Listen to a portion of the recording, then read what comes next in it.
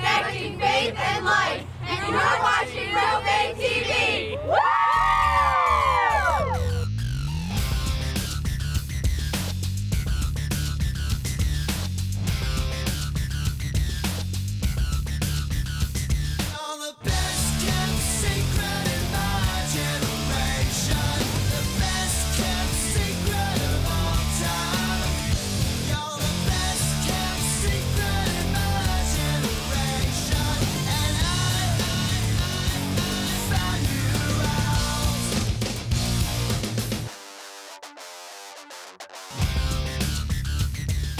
Yeah, I definitely think domestic violence occurs more than you think.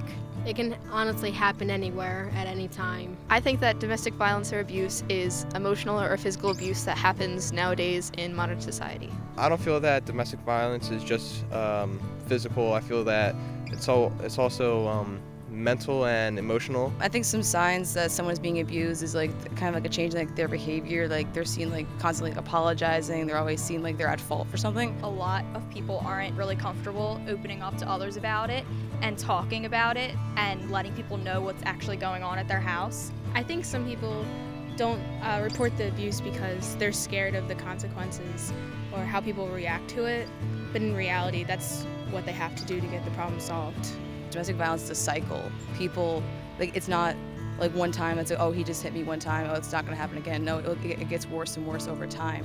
I think it's difficult to prosecute abuses because the person who's being abused doesn't always want to tell about their abuser because they either feel like they'll be attacked more or that if they're dependent on that abuser, then they won't have that person there for them anymore, even though they're abusing them and mistreating them.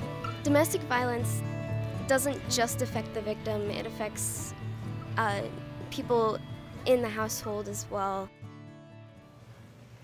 Families are a gift from God and are meant to be a source of strength, support, and love. Spouses promise to love each other for as long as they live. Parents are supposed to love and care for their children. Yet, all too often, families are broken by domestic violence. What is domestic violence? What does the church have to say about it? And what does our faith teach us about finding healing? Domestic violence. That's what we'll be talking about today.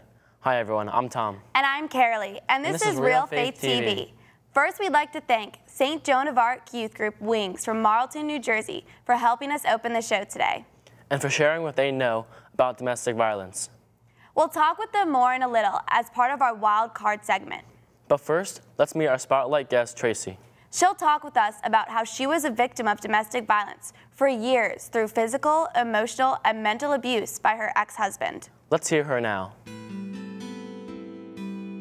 I wound up marrying my high school sweetheart, who wound up not being so sweet after all.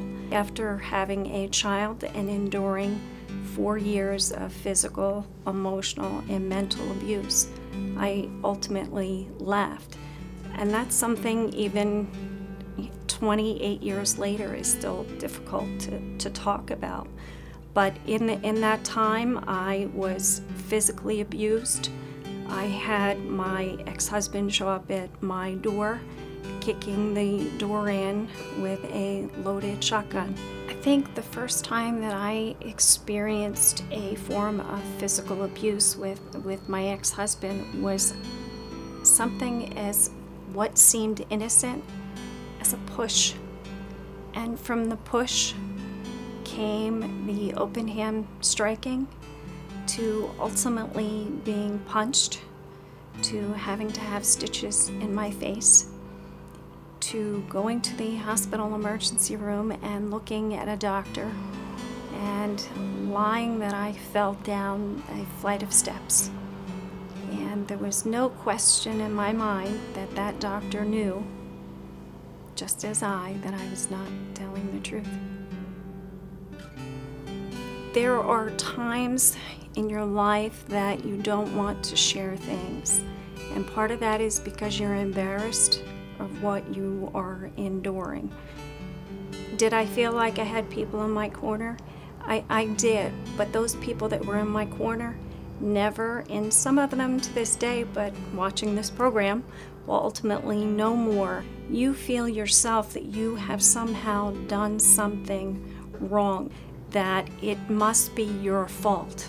There must have been something that you did that triggered the circumstances that you found yourself in. But as time evolves, you learn that that's not the case. And you truly are embarrassed. I think it's incredible how brave she was to not only talk about this then, but to be able to come out back then and to be able to come forward with what was happening. Because like she said, it's really hard for some people too. Yeah, it's not an easy topic to talk about.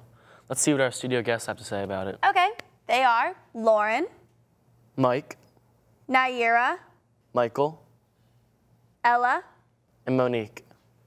Is domestic violence something you hear about often? Is it a big problem in our society?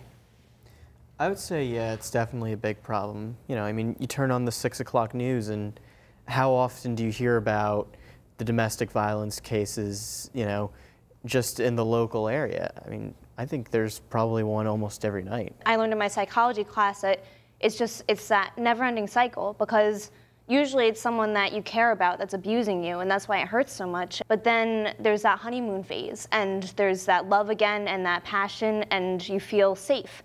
And then that's when they strike again because they know that you're vulnerable, and it just never ends because you don't know how to get out, and you don't want to get out sometimes. It's sad. I definitely know that it's a big problem in society today because they're putting it in movies a lot more recently. And I know I was a few months ago watching a movie called Safe Haven, and that movie was basically about this woman who was being abused by her husband, and she just spent the rest of the movie trying to get away from him. And you never really think that something like that's happening in everyday life because it's, like you said, Ella, a sheltered topic.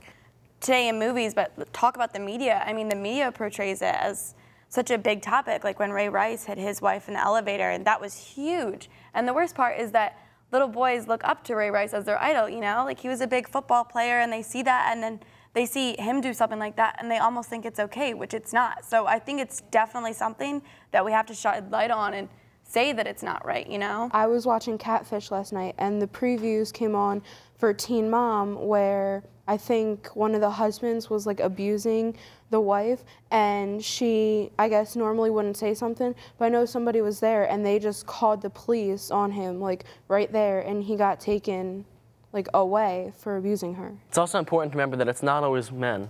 It's women, too. Men can be the victim, too.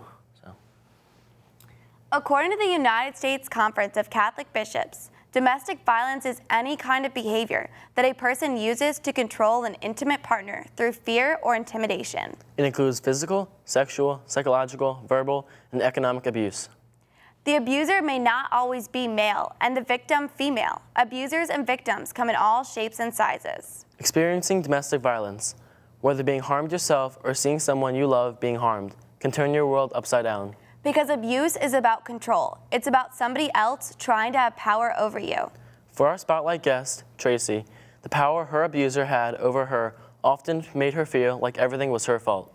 And it wasn't easy for her to convince herself that she needed to get outside help and put a permanent end to the abuse. You wind up believing that you've done something that created the circumstance that you found yourself in. I lived for years thinking that if I had not said something, if I had not done something, that the argument wouldn't have taken place. He wouldn't have hit me one more time. I wouldn't have had to go to the hospital for stitches. It takes a lot before you wake up. And I think for me, the point that I actually woke up was when I was sleeping and my then husband came home, and he literally shoved me out of the bed onto the floor. And for me, that was a huge wake-up call from the perspective of, I knew I didn't do anything wrong. I could see the pattern of abuse escalating. I could see that in my case, my ex-husband was drinking a lot more. And by coming out and stepping forward, it was difficult, but it was a necessary step. I actually signed 3 separate restraining orders. The first 2 I had ultimately dismissed, and the last one, as I sit here, still is in existence today. But the first two I wound up dismissing with hopes, promises, and expectations that it would never happen again. If you are in a household with it, it makes it very difficult because if you're under the age of 18, you don't have a lot of choices except to say, seek every resource that's available to you. What do I mean by that? Meaning school counselors, meaning your priests, your ministers, whatever your faith is, seek them out for guidance, every outlet that you can for your own support base. It's extremely important. And don't isolate yourself from the parent that is being abused. So how should you react if you suspect somebody is being abused, and what does our faith teach us to do? I feel like our faith says that we should be a voice to the voiceless. If we see that somebody is in a home of domestic violence, we should be taking that first step to talk to them, to try to befriend them, and if you think it's actually going on, maybe take it to the authorities. Yeah, I think it's important to reach out to them and be there for them. And there's also hotlines that you could call if you need somebody to talk to or if you really need help. Well, as we said earlier, there are different types of domestic abuse. Physical abuse is the easiest to spot because it's the most direct and most outwardly visible. Emotional abuse can come in the form of verbal insults or manipulation, where the aggressor is trying to twist someone to doing something or feeling a certain way. Anytime someone tries to make another feel like they are unworthy of their respect or that they have to reach a certain level of accomplishment for them to deserve to be treated well, there is a serious red flag. Now let's meet our wildcard guests, Kaylee and Will, where they'll talk about the experiences that they've had with domestic violence, either directly or indirectly. I do myself have a few friends that have been victims of abuse in the house, and it's been physical, it's been emotional, it's been mental, and I've had situations of my own where I can relate to them. I am a victim of abuse and domestic violence. It mainly occurred in 8th grade into 9th grade, and what I did to stop it was I told somebody. I told my mother. She took control of it, and she helped me to get through it.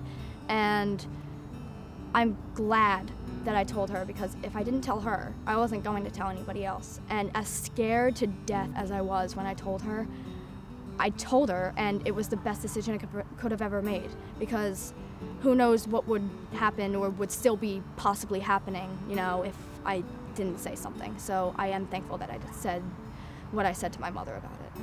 My great aunt in California, she was a lovely woman. She had 6 kids, a nice husband. She would frequently be physically abused by him. And as I'm sure any mother can tell you, it's difficult just helping raising kids. And she had 6 kids, and so I felt she had no other choice but to just stay in there and try to make the relationship work. I don't know what came of it. I mean, he's gone now, but I think she's doing a lot better. I have a few relatives that they had it pretty bad. I think even worse than my aunt, where, I mean, if one family member got into an argument with another one, the whole family would just start hitting and beating each other, just turned into this violent rage fest. It was pretty awful to witness sometimes with family events. You could see it happening, starting to form. So, I mean, we've all helped them, and they've gone to counseling for these things. I know one of their boys he's the toughest one, and he's working on that too. So, I mean, they're better than they were, I think, 2 years ago, but they still have a long ways to go. Who does domestic violence affect, and how? I feel domestic violence affects everyone that knows the victim. They can see either bruises, they can see that the victim himself is sad. It affects who the victim tells, and it affects the people around them. Like Will was saying, the domestic violence became a cycle within his family, because if you grow up in that environment, people begin to think that that's okay, because they don't know any better. And that's what they're being taught is okay, that it's okay to treat someone like that, whether it's the mom abusing the husband or the husband abusing the mom, whatever it happens to be. But if you grow up in that environment and you think that's okay to hit someone or treat someone or talk to someone like that, the cycle just continues down the road. So it's important to bring that to the attention that that's not okay and end the cycle where it began. And as victims, some don't recognize that they're even being abused because they get so used to the patterns of behavior. Many victims may first be unwilling to admit or believe the abuse is happening or that it's actually real. And they believe that their abuser are sincere when they apologize and promise to never do it again. Others blame themselves, thinking that if they change their behavior, the violence will stop. It is important to stress that it is never the victim's fault. Never. Unfortunately, the two biggest reasons many victims do not come forward are due to fear and/or financial dependence on the partner. And even though marriage is a permanent bond, a person is not morally obligated to stay in an abusive marriage. Someone who gets a divorce because of abuse may be able to get an annulment and may be able to remarry in the church if they choose to do so in the future. Sometimes what is best for someone can be really, really difficult, like getting out of an abusive situation, but it is still what's best. Nobody deserves to be harmed. Next, Tracy discusses some of the warning signs of domestic violence. And how, through her healing, she now gives back by helping others who are going through domestic violence situations. The warning signs, I think one of the first things that one can look at is the isolation piece. One of the things that an abuser likes to do is they like to isolate their person for control of them. They don't want you to have contact with your friends. They don't want you to have contact with your family. And they'll put you in very difficult situations with them to begin the isolation process. The other is that the pushing may start. From the pushing goes the hitting, and unfortunately it can and does escalate from there. You'll suspect it because of the withdrawing, but you also may see signs of it.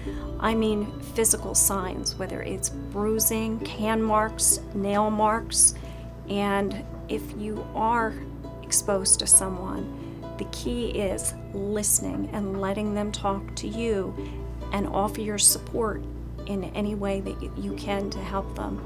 Sitting here over 20 years later, it's still difficult to talk about, but if one person is able to listen to this story and take something away from it, then it's been all worth it.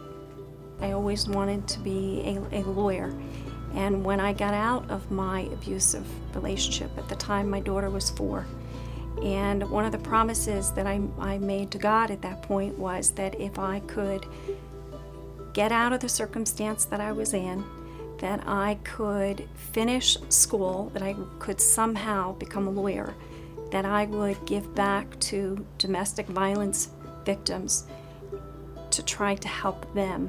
And it took me 15 years to get through college and then law school. And I can tell you that in practicing law, I have represented domestic violence victims pro bono in circumstances where they really couldn't help themselves. So I'd like to think that God kept his promise and I kept mine. How can faith be a resource or something to lean on towards abuse victims? Jesus is the way, the truth, the light, and he's that light at the end of the tunnel. We're his disciples. We're called to be like that. We're called to, embrace the ones who are abused mentally, physically. And we're called to help no matter what, whether it's taking immediate action or just through prayer, being there for somebody and having enough faith for the both of you if they can't believe in God at that moment in time, to be able to say a prayer for them and be there, whether or not you can stand there and hold their hand and help take them to the authorities so that they can go through it, or just say a prayer for them in church, Yeah, our Catholic family has to become their family, and we have to be as welcoming as we can so that they feel like they can trust us, because their trust has been so broken and shaken from the family that they were in. Yeah, and if you are a victim of abuse, I think your faith is something that you'll always have, no matter what, even if you can't, you're isolated from other people, you'll always have your faith and Jesus to lean on. And as Catholics, I feel it's our calling for those who have no faith to bring that faith to them, to teach them about God's unconditional love, and to make them feel loved. They may degrade themselves, feel poorly about themselves, and have low self-esteem, but we can bring them God's unconditional love, his grace and kindness, and teach them about how God is and how Jesus was to the people. And it's important to remind them that they aren't degraded and they still have dignity, because we were all made in the image and likeness of God, Mm-hmm. When we are hurt by someone we trust, it can leave a deep wound that makes it hard for us to trust again. If we ever recognize ourselves in an abusive relationship, we should consider getting out and making sure we take steps to heal, maybe by getting professional help or counseling. We should always surround ourselves with people who care about us and who we can turn to when we need to express our emotions in a healthy way. There are various shelters and support groups to help us through the struggle. There are domestic violence hotlines, or your counselor would be able to connect you with them. Turn to God, who loves you and is always there. Whether we've seen someone we love be hurt or we've been hurt ourselves, it can be easy for us to lose hope that real love is possible. And that there is really someone who will be there for you unconditionally. Finally, our Spotlight guest Tracy talks about where she is now and gives some advice to young people entering into relationships. Let's hear her now. My current husband wound up adopting my daughter because my ex-husband signed over all parental rights. And as I sit here today, I have not had any contact with him. He ultimately respected the restraining order after he was arrested, and I have remarried and got the Prince Charming that I thought I had the first time. When you first start dating someone, things are going to seem absolutely picture perfect, and no one, including your mom, your dad, are going to want to see you lose that ideal relationship. But you just have to make sure that that relationship is really ideal. You have to be conscious of the small signs, and those signs can be the controlling behavior, it can be the manipulation piece, it can be creating wedges between you and your friends, it can be creating wedges between you and your parents. And that's when you have to start to take the step back and make sure that the picture that you're seeing is a true one. And give it time. Just give it time. It's important as a young person that you don't rush into relationships. The decisions that you make have long-lasting, lifetime effects. Jesus is a role model to all of us from the perspective of there are times in our life we have to step up and we have to do what's right, even though it's not the easy path to choose. And I think that that's something that we all can learn from. By doing the right thing, even though it's harder, it is absolutely the right choice, and standing up for what's right. My faith helped me through this process because there are times that you feel absolutely isolated and alone. And there are certain things that you don't want to share again with other people. But being able to pray and to retreat to that deep place that only you know about was a huge savior for me. I can't thank Tracy enough for coming forward and sharing her story, and that I really hope that at least one person who is suffering from domestic violence benefits from this and does step forward and takes the right measures to be able to move past it, you know? Well, if domestic violence is happening in your family, don't keep it a secret. Tell someone. Go to an adult you trust and ask them to help you make the call to support centers like Domestic Violence National Hotline. One of the most important things that you need to remember is that you deserve to be loved. So how can you think we can be instruments of God's love and break the cycle of domestic violence? We'd love to hear from you. Contact us at realfaithtv.com. Or share your thoughts with us on Twitter. And we'll leave you today with this. There is no reason or excuse for an abusive situation. If you are being abused, know that you are not alone and that you have the power to get out of it. Before you can take a step to fighting domestic violence, you first need to believe that you are worth fighting for. You are. Know that you and those you love are so valuable to God that He sent His Son to die for you. He loves you more than you can possibly imagine, and He wants you to be safe and free. Thanks for watching. We'll see you next time on Real Faith TV. God bless.